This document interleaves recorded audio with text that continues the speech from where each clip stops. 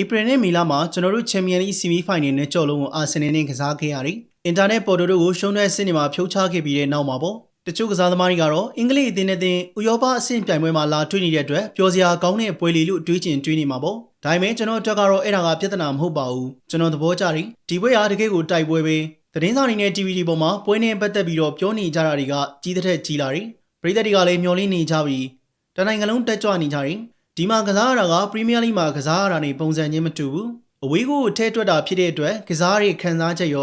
ာနီးပြွာဘိုင်းမှာပြောင်းလဲလို့သွားတယ်။အိုးထောပေါ်မှာပထမအကြော့ကစားရတော့ကကျွန်တော်တို့အာဆင်နယ်ကိုအရင်ဦးအောင်ဦးဆောင်ကိုသွင်းနိုင်ခဲ့ပြီးတဲ့နောက်အသာပိတ်ပြီးတော့ကစားခဲ့တယ်။နီးပြရာကျွန်တော်တို့ဂိုးတွေပြန်ပေးရမှာမလို့လားဘူး။ပရီးမီးယားလိမှာဆိုရင်တော့ကျွန်တော်တို့ဂိုးထပ်ရဖို့ထပ်တိုက်မှာပေါ့။နောက်ဆုံးတော့ကျွန်တော်တို့ပွဲကို1-0နဲ့သိမ်းနိုင်ခဲ့တယ်။ဒုတိယအကြော့မှာတော့အမ်မရီမှာကစားရပြီးတော့ကျွန်တော်တို့စောစီဂိုးရခဲ့တယ်။ရုပ်ရည်ကြီးကျွန်တော်တို့ကပွဲကိုလိုသလိုကင်တွယ်လို့ရသွားခဲ့ပြီ။ဒီလိုပွဲမျိုးကိုကျွန်တော်သဘောကျတယ်။အဝေးကိုတကိုးရထားတယ်။နှစ်ပွဲပေါင်းအနေထားမှာဆိုရင်2ဂိုးရထားတယ်။အာဆင်နယ်အနေနဲ့3ဂိုးသွင်းနိုင်မှနိုင်တော့မှာကျွန်တော်သိလိုက်တာကသူတို့တွေအားလုံးဖွင့်တိုက်ကြတော့မယ်ဆိုတာပဲ။ဆိုလိုတာကတော့သူတို့တိုက်စစ်ကစားနေတဲ့အချိန်မှာခံစင်းနဲ့ကွင်းနဲ့ကြားနေရာလွတ်တွေပေါ်လာတော့မယ်။ကျွန်တော်တို့နေရာတွေရလာမယ်။အခွင့်အရေးတွေရလာမယ်။ကျွန်တော်တို့နောက်ပိုင်းပွဲချိန်တွေမှာသူတို့ပြန်အကြောက်ကိုစောင့်ကစားပြီးတော့သူတို့ကို3-1နဲ့အနိုင်ယူခဲ့တယ်။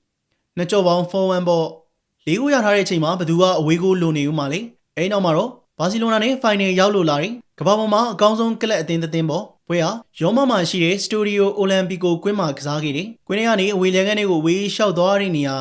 ာမီရှူမီပန်းနီမီဂျီရဲ့နေရာအိမ်ဝင်းပရိသတ်တွေဖြစ်တဲ့ရိုမာနဲ့လာဇီယိုပရိသတ်တွေကတော့ပွဲတွေကိုရောက်မလာခဲ့ကြဘူး။ဒါပေမဲ့ကွင်းကတော့ထက်ရှာပြင်းထန်ပြီးတော့စိတ်လှုပ်ရှားတက်ကြွနေတော့လူတိုင်းကမီးတောက်နေကြတယ်ပရိသတ်တွေရောကစားသမားတွေရောပဲပွဲမစခင်မှာနီးပြကြီးကကျွန်တော်တို့ကိုကွင်းလင်း9ယောက်ကစားဖို့ညွှန်ကြားခဲ့တယ်။ကျွန်တော်ပါကွင်းလင်းမှာဝင်ကစားရတယ်။ရိုနယ်ဒိုကတိုက်စစ်မှာရည်ရွယ်ချက်ကသူတို့ကိုတံပြန်တိုက်စစ်ကနေဂိုးသွင်းမှုပဲ။အဲဒီလိုပွဲမစခင်မှာပြောခဲ့တယ်။သူတို့ထိန်းထားဖို့ကြိုးစားရမယ်။ပြီးတော့ကွင်းလင်းမှာသူတို့လူတွေများမရှိနေစေနဲ့သူတို့ရဲ့ကစားကွက်ကိုဖျက်လို့ရပြီဆိုရင်ပြန်တိုက်မယ်။ငါတို့ဂိုးရလိမ့်မယ်။ကျွန်တော်တို့ပွဲကိုကောင်းကောင်းအစားပြုနိုင်ခဲ့တယ်။ကျွန်တော်တို့ကွင်းလင်းကစားသမားတွေက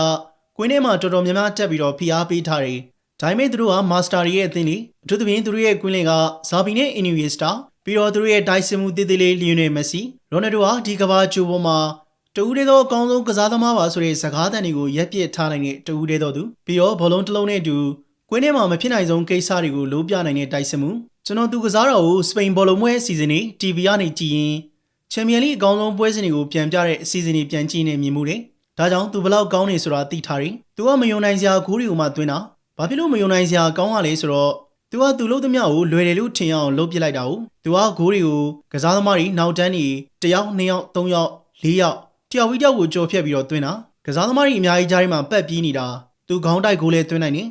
ဖရီးကစ်ဆိုလဲပန်းမကြည့်ဘူးသူ့ကိုနောက်ခံလူတွေကလွဲကွင်းလဲကြားနေရာလွတ်တွေပေါ်အောင်လုပ်ပြီးတော့ကျွန်တော်တို့ကွင်းရဲ့ကြောဘက်ထဲမှာသူတို့လူတွေအများကြီးနေရာယူထားလိုက်တယ်ကျွန်တော်တို့ပွဲကိုထိန်းထားလို့မရဘူးကျွန်တော်တို့ဘောလုံးကိုလိုက်လို့မရတာအဲ့ဒီကစားသမား3ယောက်ကအရန်ကျွမ်းကျင်အရန်မြန်လုံးနေတော့ကျွန်တော်တို့မှအရေးတွေကိုလိုက်ဖမ်းနေရတယ်လို့ဖြစ်နေတယ်သူတို့ကဘောလုံးတွေကိုပြီးတယ်ကွင်းထဲမှာရှောက်ရွှေ့တယ်စောစောပိုင်းမိနစ်တွေမှာကျွန်တော်တို့ပွဲစကောင်းခဲ့ပေမဲ့သူတို့ရဲ့ခံစင်မှုဂျရက်ပီကေကခွင့်ရေးတွေကိုကာကွယ်သွားနိုင်ခဲ့တယ်စိတ်ညစ်ပြီးဘယ်သူမှစကားမပြောကြဘူးအဲ့နောက်ကျွန်တော်ကစားသမားတချို့နဲ့ခွက်ချင်းတိုက်အောင်ပွဲခံမှုလုပ်ခဲ့သေးတယ်လာစမ်းမှာမပြော့စမ်းပါနဲ့ငါတို့ရှေ့ဆက်ရမှာပေါ့ဟိုမှာပရီးမီးယားလိဖလားကြီးရှိနေတယ်လीအဲ့ငါတို့ဖလားပဲမဟုတ်လားအငွေ့သက်ကအဲ့တော့မှနည်းနည်းလေးအဆင်ပြေလာတယ်တယောက်ချင်းစပြီးတော့ဖလားနဲ့ဓာတ်ပုံရိုက်လာကြတယ်အချိန်တော့ယူရပြီမယ်နောက်ပိုင်းကျတော့ပါတီကအဆင်ချောသွားခဲ့ပါတယ်ပွဲလုံးနေတဲ့ညတစ်လျှောက်လုံးလူတိုင်းကရဲဝန်းနဲ့မျက်နှာထားတွေလှုပ်ထားကြတယ်အကြောင်းကတော့ချန်ပီယံလိဖိုင်နယ်မှာရှုံးခဲ့တာကအသက်ရှူခက်ရစေတဲ့ကိစ္စဆိုပေမဲ့ကျွန်တော်တို့မှာပရီးမီးယားလိဖလားရှိသေးတယ်လေခက်ခဲတဲ့ရာသီရဲ့ဆုံးသက်မှာကျွန်တော်တို့နာမည်ရေးထိုးထားတဲ့ဖလားပေါ့အကောင်းဆုံးဖလားပဲဒါမှအမှန်တရား